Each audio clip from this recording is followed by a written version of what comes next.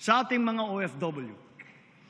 Ayon sa datos ng Bangko Sentral, mahigit 37 bilyong dolyar ang naipasok sa bansa ng ating mga OFW noong nakalipas na taon.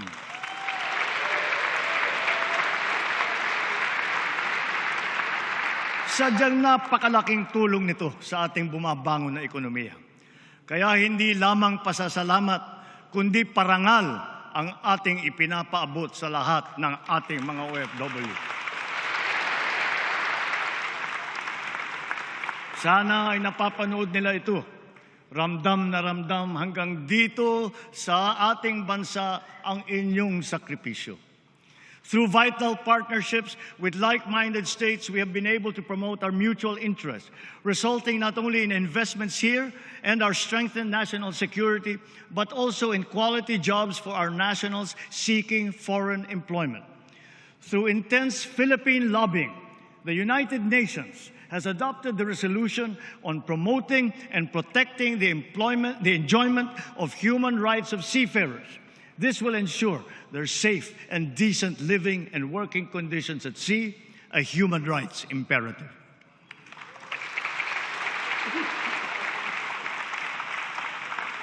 Patuloy ang ating pagtulong sa mga OFW. Hindi ito natatapos sa kanilang paglisan sa bansa. Karagdagang mga espesyal na pasilidad at serbisyo ang ating binuksan para sa kanila, tulad ng OFW Lounge sa NAIA at Seafarers Hub sa Maynila.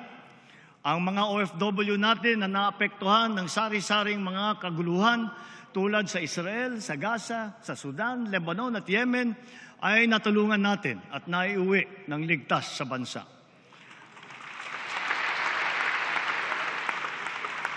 Gayon din ang naging pagtulong natin sa mga kababayan nating nasalanta ng kalamidad at krisis tulad sa Taiwan at sa New Zealand. Hanggang sa kanilang pag-uwi, buong puso ang ating pagtanggap at paglingap. Ang nagbabalik-bayang mga OFW kasama ng kanilang pamilya ay sinusuportahan nating mabuti upang maging maayos ang kanilang bagong simula dito sa bansa para makakuha ng magandang trabaho o di kaya'y makapagtayo ng negosyo.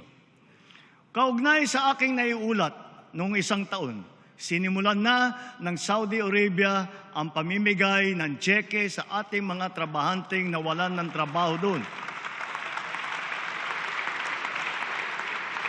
Unti-unti, ang ating mga naapektuhang OFW ay nababayaran na. For this, we convey our sincerest gratitude to the Crown Prince of Saudi Arabia and the Kingdom of Saudi Arabia.